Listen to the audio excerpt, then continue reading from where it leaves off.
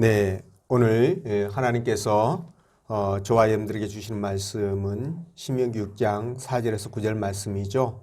부모는 자녀를 하나님 말씀으로 양육해야 합니다. 이런 제목인데 말씀 증거될 때 우리 하나님의 은혜가 함께하길 원합니다. 네, 한 주간 편안하셨죠? 5월은 계절의 여왕이라고 우리가 그렇게 말합니다. 여왕이라는 것은 가장 12개월 중에서 가장 으뜸이 되는 그런 계절이다 이렇게 얘기를 할 수 있는데, 근데 그저께인가 가운데 폭설이 내렸어요. 그것도 만만치 않는 양의 눈이 내렸습니다. 그래서 그런지 이곳도 상당히 영향을 받아가지고 좀 날씨가 추웠어요. 5월은 이렇게 더위와 추위가 이렇게 교차되고 번갈아 가면서 이렇게 오기 때문에 특별히 건강에 신경을 써야 됩니다. 감기 걸리지 않도록 건강관리에 잘 이렇게 힘써 주시기를 부탁을 드리겠습니다. 자, 오늘 제가 여러분들에게 읽어드렸던 이 신명기 말씀은요, 이스라엘 백성들이 출애굽을 하여서 40여 년 만에 요단강 동쪽 모압 평지에 도착을 하지요.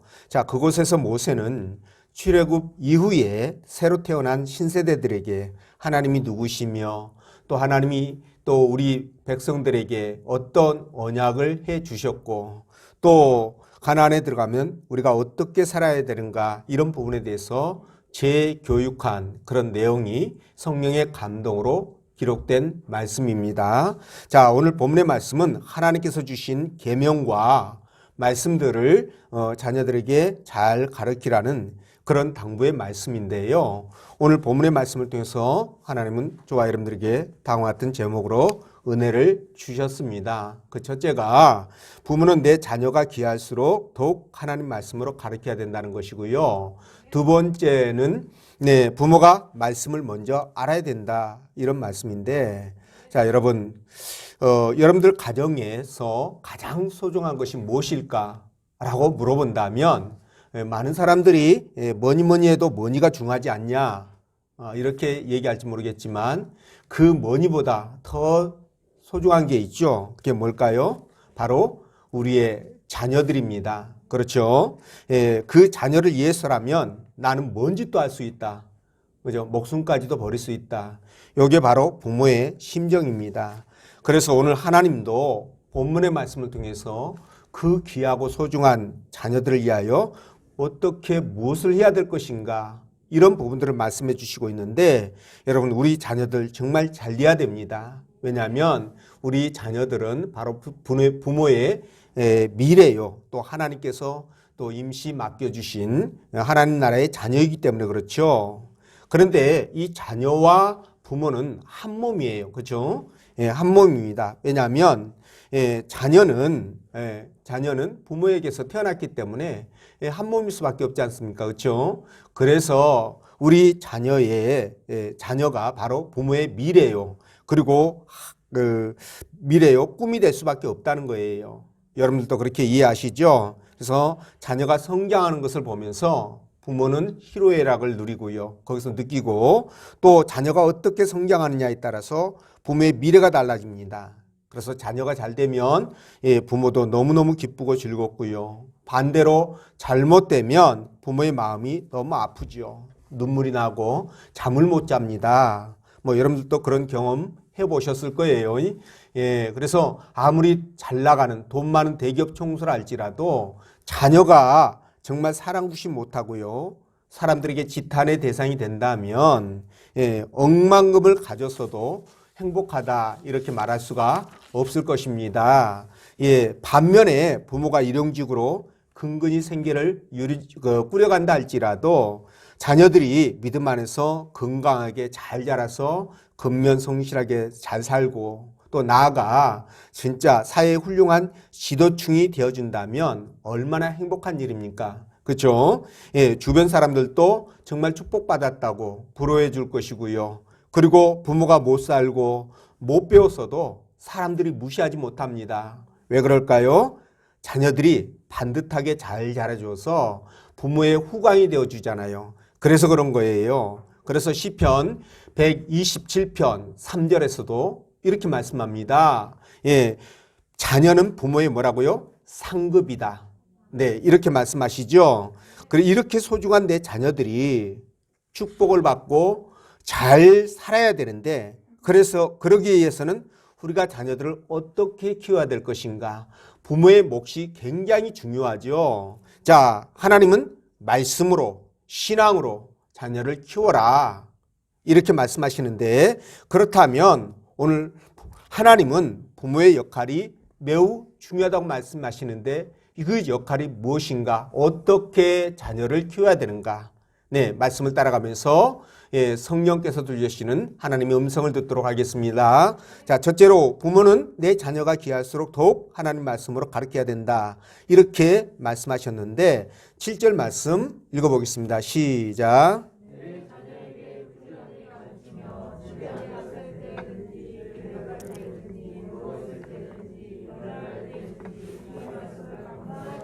아멘.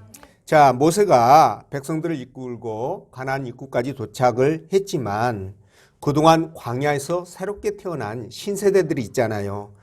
이 친구들이 벌써 40살이 다 되었습니다. 자, 그러다 보니까 대부분의 사람들은 홍해의 기적을 보지 못하죠. 그리고 하나님께서 해주셨던 그 말씀들도 교육을 받지 못했기 때문에 잘 모르는 거예요. 그래서 하나님은 그들에게 모세를 통해서 말씀을 가르쳐라, 이렇게 말씀하시면서 특별히 부모들에게 자녀 교육에 대한 책임을 일임하십니다. 자, 하나님은요, 오늘 자녀들에게 말씀을 부지런히 가르치면서 강론하라고 그렇게 말씀하셨는데, 당시에는 뭐 인쇄술도 없었고 종이도 없었습니다. 그래서 지금처럼 간단하게 글을 적고 그렇게 사용할 수가 없었던 거예요. 때문에 말씀을 가리키는 것은 구전이라고 그러죠. 입에서 입으로 전해주는 거. 이 구전을 통해서 이제 전달할 수밖에 없었는데, 자, 오늘 본문에서 하나님께서 뭐라고 말씀하십니까? 내 자녀에게 부지런히 가리키며, 이런 말씀을 하시죠. 그런데 여기에서 나오는 부지런히 가르친다라는 언어적인 의미가 뭐냐면요, 여러분 송곳같이 날카로운 것 있잖아요. 그런 것으로 이렇게 찔러서 자녀 몸속에 찔러 넣어라, 그런 뜻이에요. 그러니까 우리가 문신하게 되면은 막 이렇게 막 바늘로 막 이렇게 조순다고 그러죠. 예, 이렇게 해서 문신을 하는데 꼭 그것처럼 이게 여러분들이 이해하시면 될 것 같습니다. 자, 하나님 말씀을 마치 날카롭고 예리한 송곳으로 이렇게 자녀들 몸에 콕콕 찔려서 문신하듯이 새겨 넣으라는 거예요. 이 말씀의 뜻은 자녀들이 하나님 말씀을 절대 잊어버리지 않도록 그렇게 하라는 뜻이겠죠. 자, 그렇다면 하나님 말씀을 문신 새기도록 어떻게 새겨 넣을 수 있는가? 어떻게 새길 수 있어요? 여러분, 그렇죠. 간단합니다. 한두 번 말해가지고 아이들이 말을 안 들으면 그냥 포기하는 것이 아니라요, 그냥 듣고 그 말씀을 듣고 실천에 옮길 때까지 어떻게 하라고요? 강한 통증과 아픔이 동반되는, 그죠? 아픔이 동반되는 제재를 가해서라도 말씀을 따르도록 하라는 거예요. 이것이 바로 하나님 말씀의 의미입니다. 자, 예를 들자면 이런 거예요. 오늘 자녀에게 너 오늘 주일인데 교회 갔니? 꼭 가야 된다? 뭐 이렇게 이 정도로 끝나는 것이 아니라 갔는지 안 갔는지 확인하는 겁니다. 그래서 만약에 안 갔다고 한다면 매를 때려서라도, 아주 반아작을 내서라도 어떻게 해야 된다? 반드시 교회 가서 하나님께 예배를 드릴 수 있도록 그렇게 하라는 거예요. 그게 바로 이게 오늘 이 본문의 말씀이에요. 부지런히 가르치라는 그 의미입니다. 그러니까 잔소리 같아도요, 반복하고 또 반복해서 생각과 행동이 바뀔 때까지, 절대로 잊어버리지 않을 때까지 어떻게 해라? 반복해서 날카롭게 찔러 넣으라는 거예요. 무엇을? 하나님 말씀을. 이해가 되시죠? 자, 그런데 우리는 흔히 이 자녀 사랑과 훈육, 양육을 혼돈할 때가 있어요. 원칙을 잊어버릴 때가 있어요. 그래서 적당히 타협하고 그런 경우들이 참 많은데요, 우리 동기 목사님 교회에 그 권사님 아들이 결혼을 하더니 얘가요 한 번, 두 번 교회를 빠지더니 교회를요 제법 빠지더라는 거예요. 그래서 그 권사님이 어머니 되시죠. 어머니가 아들을 불러가지고 이제 얘기를 했답니다. 너 왜 이렇게 신앙생활을 제대로 못하고 이렇게 그 엉망으로 하느냐 이렇게 이제 질책을 하니까 아들이 이제 반항을 했겠죠. 엄마 나 그러면 다른 교회 다니겠다. 엄마와 같이 안 다니고 나 다른 교회 가서 편하게 신앙생활 하겠다.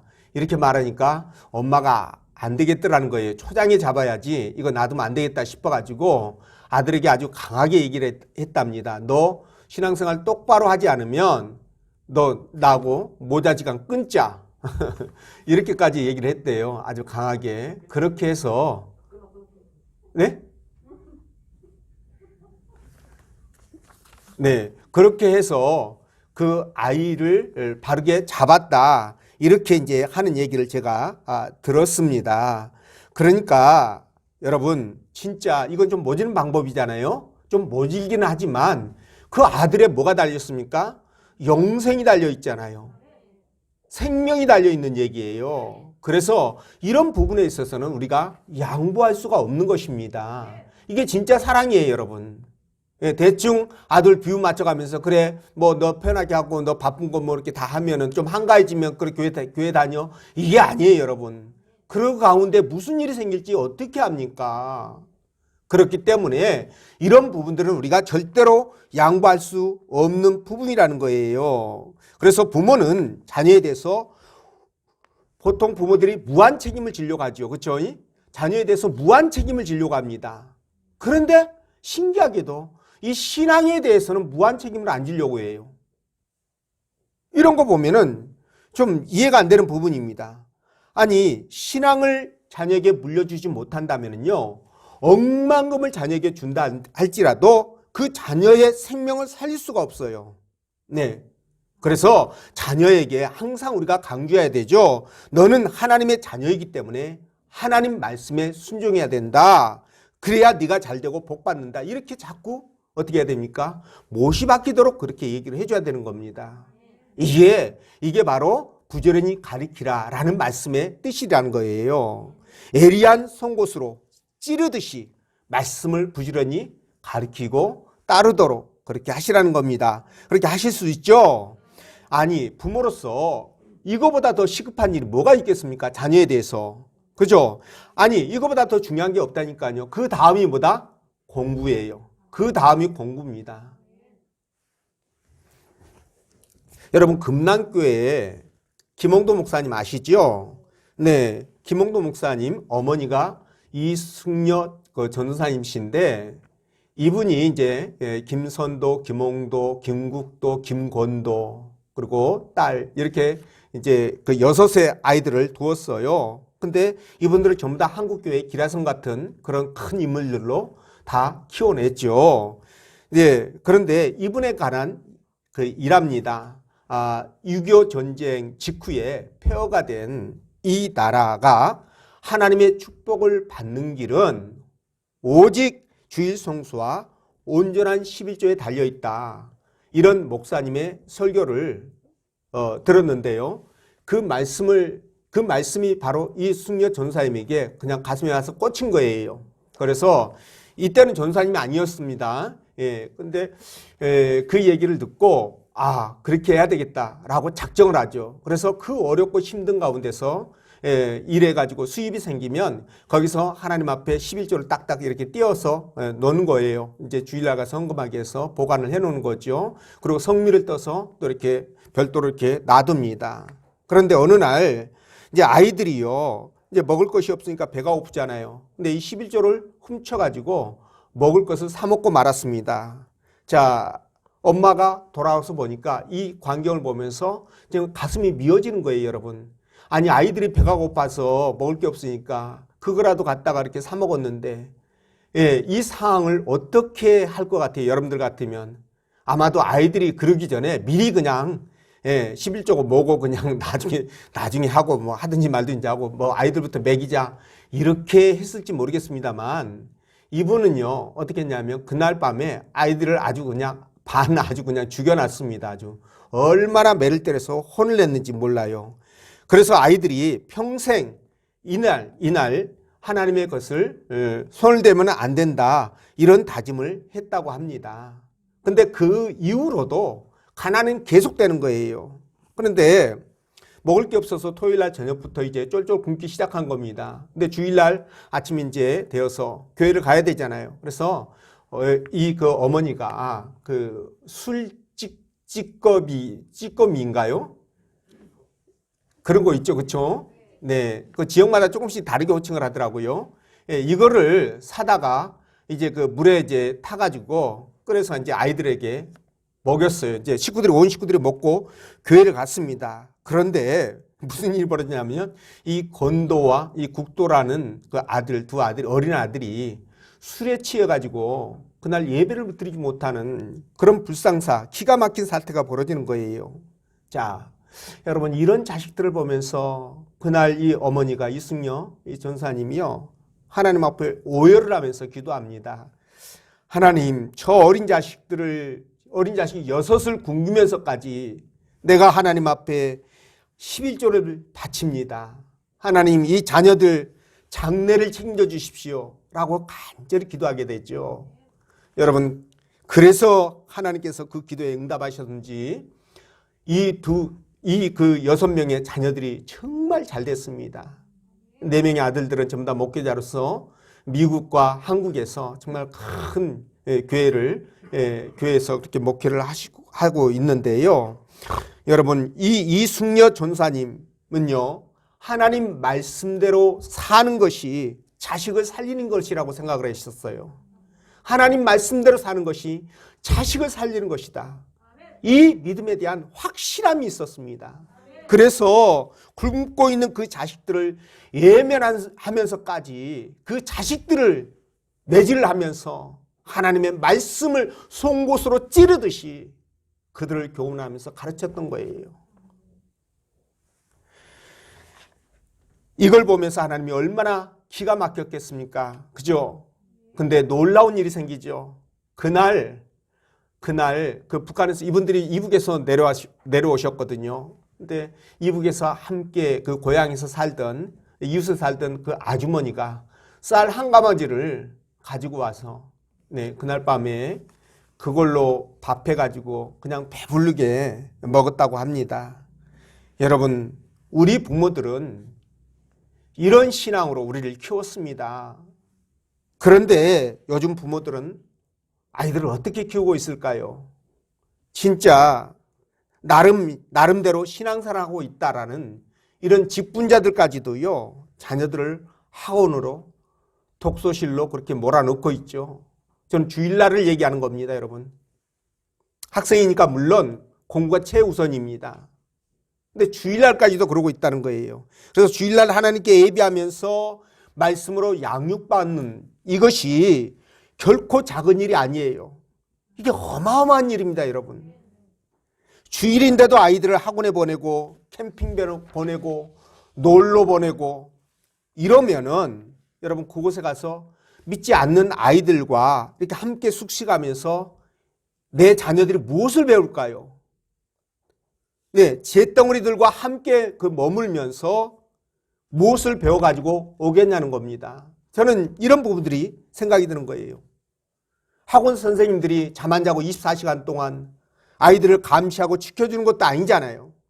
아이들이 선생님 눈을 피해가지고 또래들끼리 선배들끼리 얼마든지 여러분 욕이나 더 배우고, 그죠? 거짓말만 더 늘고 부모에게 반항하고요. 이성에게 더 관심이 증폭되고 술, 담배는 안 배우는지 모르겠습니다. 그곳에서 온갖 나쁜 것들을 다 배워가지고 오는데 그러면 아이들의 심성이 어떻게 되겠습니까? 더 반항하고 더 난폭해지고 더 부모의 권위를 무시하고, 그죠? 그리고 더 통제불능의 상태가 되지 않겠냐는 거예요. 그러니까 이런 걸 보면 우리가 학원에서 수학 문제 하나 더 풀고 영어 단어 하나 더 외우게 하는 것이 아이에게 유익이 되겠느냐, 이런 부분들을 우리가 한번 생각을 해 보아야 됩니다. 여러분, 하나님 말씀으로 우리의 마음이 통제되지 않으면요 어떻게 될까요? 아이들이고 어른들이고 짐승이 돼요. 짐승이 되어 갑니다. 그러나 하나님 말씀으로 통제가 되면, 하나님 말씀이 함께하면 그 사람이 어떻게 될까요? 날마다 행복하겠죠. 기쁨이 넘치겠죠. 그럴 수밖에 없는 거예요. 당연합니다. 왜냐하면 인간의 부모도 내 자녀에게 잘해주고 싶잖아요. 더 좋은 거 주고 싶잖아요. 끔찍이 아끼고 사랑하는데 하물며 하나님이면 어떠시겠습니까? 우리의 하나님도 그렇단 말이에요.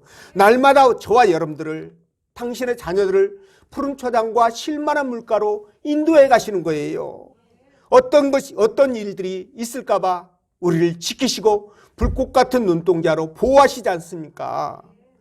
이렇게 하고 있는데 믿음의 백성들이 잘못될 이유가 없지요. 진짜 하나님과 하나 되어져서 예수 그리스도와 함께 믿음으로 살아가면요 우리 마음이 즐겁고 기쁨이 넘치게 됩니다. 진짜 거기에 기쁨이 있고 희락이 있어요. 그래서 여러분, 믿는 자들이 진리가 너희를 자유케 하라는 그 말씀이 바로 그런 의미인 거예요. 우리가 진정 주님을 만나면 자유함을 누리게 된다니까요. 이런 역사가 있게 됩니다. 그렇기 때문에 여러분, 내 자녀 잘되게 해달라고 그렇게 하나님 앞에 그냥 기도하면서, 엎드려 기도하면서 그렇게 기도는 하면서 막상 내 자녀에게는 이 핑계 저 핑계 대면서 예배를 무시하고 하나님을 무시하면서 교회 밖으로, 세상 밖으로 그렇게 몰아넣는 일은 없어야 된다는 것입니다. 자, 그렇다면 여러분, 부모들이 왜 사랑하는 내 자녀를 신앙으로 가르치지 못하고 교회 밖으로, 세상으로 그렇게 몰아넣을까요? 왜 그렇겠습니까? 저는 이 부분을 이렇게 생각합니다.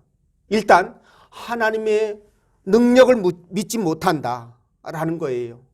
두 번째는 세상 것을 더 우선시한다라는 겁니다.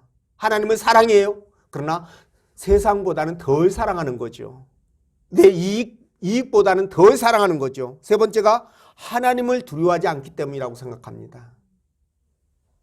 이 부분 때문에 내 자녀가 신앙이 어떻게 되든 방치한다는 것이죠. 만약 하나님이 살아계신다고 믿는다면 어떻게든지 내 자녀가 신앙 안에서, 믿음 안에서 교회 공동체 중심으로 살아갈 수 있도록 그렇게 하지 않겠습니까? 그런 다음에 공부라니까요. 이해가 되시죠? 여러분, 그저 공부 잘해가지고 좋은 대학 들어가서요. 들어가서 내 자녀가 잘 되면 그것이 좋은 것이라고 생각을 하시는데, 만약에 이렇게 해서 정말 내 자녀가 출세했다고 합시다. 그런데요, 그 자녀 마음 가운데 인간의 그 자녀의 생사화복을 주관하시고 모든 것을 이끌어 가시는 하나님이 없다면 어떻게 될까라는 거예요. 어떻게 될 것 같아요? 하나님 두려워하지 않겠죠? 하나님이 없다고 생각합니다. 그러면 하나님을 무시하겠죠? 하나님을 무시하는 자녀가 여러분, 부모님들 무시하지 않겠습니까? 하나님께 반항하며 하나님을 함부로 생각하는데 부모에게는 그렇지 않겠어요? 당연히 불효자가 되겠지요. 이런 부분들이 있게 됩니다. 그래서 그럴까요?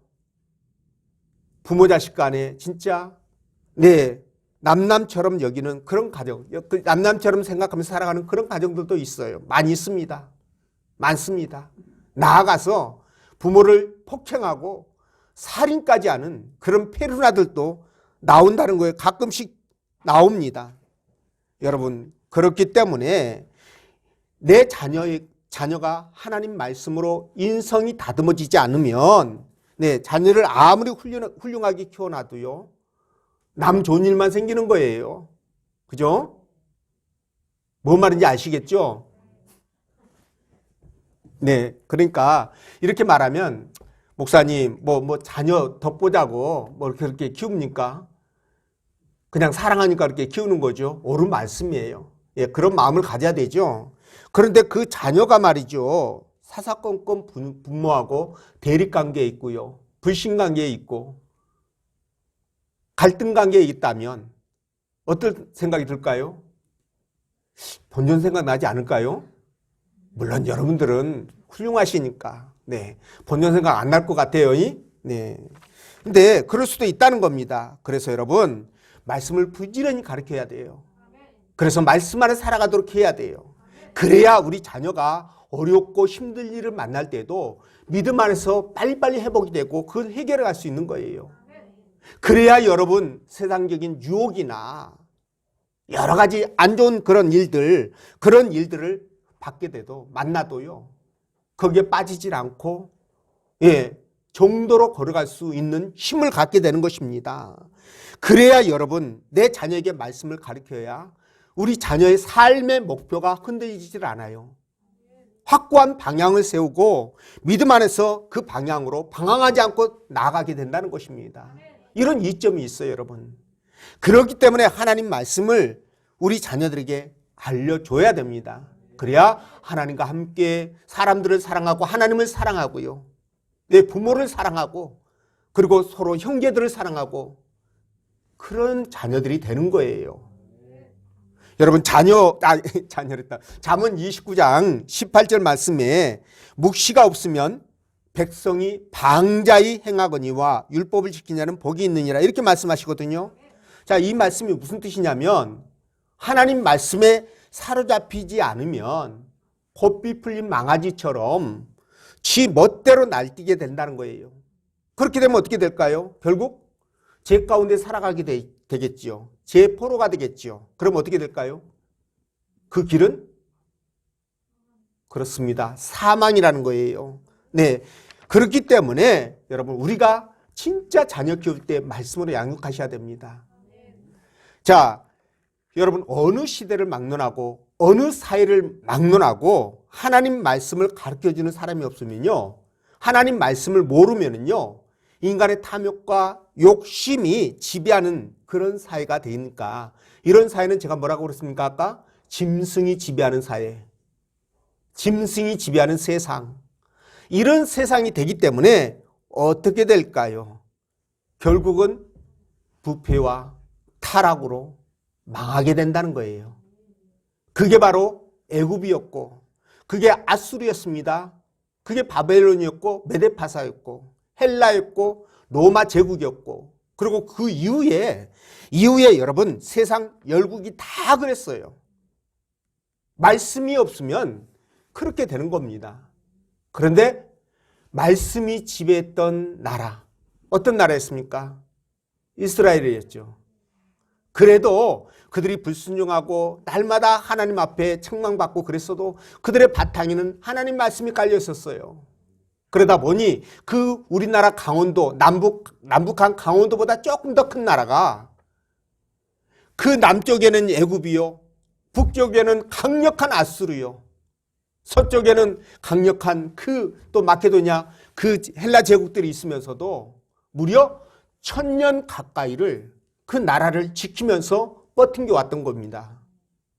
그러다가 결국 제사장도 백성들도 하나님께서 그렇게 권면하는데도 하나님 말씀을 하나님 경고를 무시하고 제갈 길로 가다가 하나님이 포기해서 결국 멸망하고 말았지 않습니까?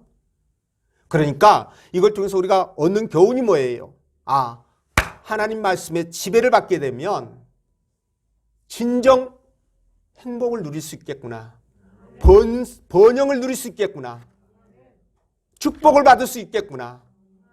이거 아니겠습니까? 그렇죠? 반면에 하나님 말씀이 나를 지배하지 못하면 내 자녀와 함께하지 못하면 결국은 어떻게 된다? 사망의 길이라는 거예요. 이 부분을 저와 여러분들에게 말씀하시는 겁니다. 그렇기 때문에 여러분 우리는 어떤 일이 있어도요 하나님 말씀 앞에 세워져야 됩니다. 내 자녀들을 가르쳐야 됩니다. 그렇게 하면 하나님은 반드시 저와 여러분들을 지키시고 보호하시고 그리고 축복해 주신다는 거예요. 이 부분들을 우리 자녀들에게 알려줘야 됩니다. 여러분, 아까 이숙녀 전사님 말씀을 드렸는데 이분은요, 아까도 그랬지만 말씀의 소중함을 너무너무 잘 알고 있었던 거예요. 말씀의 능력을 잘 알고 있었어요. 하나님의 살아계심을 확실하게 믿고 있었어요. 그러다 보니까 그런 결단을 내리고 그런 믿음의 행위를 할 수 있었던 거 아니겠습니까? 그 바탕 위에 날카로운 송곳으로 찌르듯이 교육하고 양육했던 그 바탕 위에서 자녀들이 정말 어떻게 됐어요? 놀라운 축복을 받지 않았습니까, 여러분?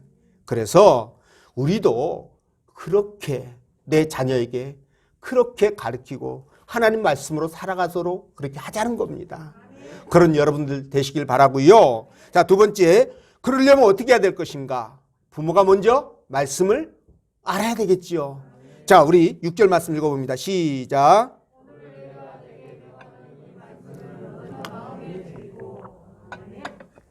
아멘. 자, 오늘 6절에서 오늘 내가 내게 명하는 이 말씀을 너는 마음에 새기고 이렇게 말씀하셨는데 이 말씀이 뭐예요?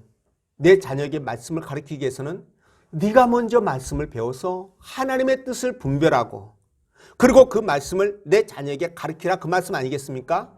아니 내가 말씀을 모르는데 내가 하나님을 의식하지 않고 살아가는데 어떻게 내 자녀에게 말씀을 가르치고 하나님 말씀대로 살아가라고 그렇게 가르칠 수가 있겠냐는 거예요. 그게 안 되잖아요. 예, 그렇기 때문에 정말 내 자녀가 소중하고 귀하다면 내가 먼저 하나님 말씀 앞에 바르게 세워줘야 됩니다. 내 신앙이 온전하게 세워져야 돼요. 그래야 말씀을 가르칠 수가 있고 또 아이들이 부모의 그 말씀을 듣고 나도 저렇게 부모님처럼 살아야 되겠다. 그 말씀에 순종해야 되겠다. 이렇게 아이들이 생각할 거 아니겠습니까? 근데 부모가 신앙 자체가 엉망진창이라면 아이에게 말씀을 전할 때 아이가 뭐라고 그러겠어요? 겉으로 표현은 못해도 역시 난 저렇게까지 못하겠는데 네. 그럴 수 있어요, 여러분. 그럴 수 있습니다. 너나 잘해서 여기까지는 못했지만 아이고 엄마는 저도 자기도 그냥 저렇게 엉망이면서 아빠는 자기도 엉망이면서 이럴 거 아니겠어요, 그렇죠? 그렇기 때문에 여러분 진짜 내 자녀에게 말씀을 가르쳐서 내 자녀가 이 땅을 살아갈 때 진짜 어떤 일을 만나도 흔들리지 않냐고요. 고난과 역경이 와도 그것을 이기고 나갈 수 있고요. 그리고 천국을 소망하면서 기쁨으로 살아갈 수 있고요. 그렇게 해주기 위해서는 어떻게 해야 된다? 내가 하나님의 말씀을 바르게 알고 그 말씀을 바르게 증거하기 위해서 삶이 뒷받침돼야 된다는 거죠. 이 부분을 지금 하나님께서 말씀하시는 거예요. 네 마음에 먼저 새기라는 거죠. 새기는 것에 끝나면 되나요? 새기면 자연히 행동으로 나타나겠죠. 그것을 말씀하시는 거니까. 여러분 그렇게 생각되시죠? 그래서 우리 자녀가요 주의 말씀으로 양육이 되어지면 여러분 노후 걱정 끝입니다. 네, 걱정 안 하셔도 돼요. 물론 세상이 하도 복잡하다 보니까 또 이렇게 내 자녀가 말씀을 잘 배웠어도 또 들어오는 그 식구가 말이죠. 말씀에 바르게 세워진 식구가 안 들어오고 엉뚱한 사람이 들어오면 좀 착오가 생길지 모르겠지만 그래도 말씀 앞에 바르게 세워진 자녀는요. 그 문제를 해결해 갈 수 있는 능력을 갖고 있어요. 여러분 그걸 믿으십시오.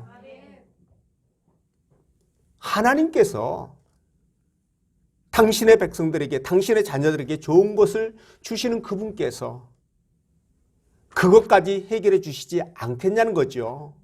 믿으시죠? 그렇기 때문에 저와 여러분들은 어떤 일이 있어도 내 자녀에게 부지런히 말씀을 가르쳐서 다음 세대인 내 자녀들이 진짜 행복하게 살아야 되잖아요.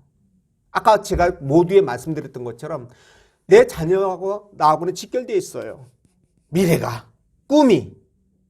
자녀가 잘 되면 나도 좋은 거예요. 자녀가 불행하면 나도 불행해요. 내가 행복하려면 어떻게 해야 된다? 자녀를 바르게 세워야 되겠죠.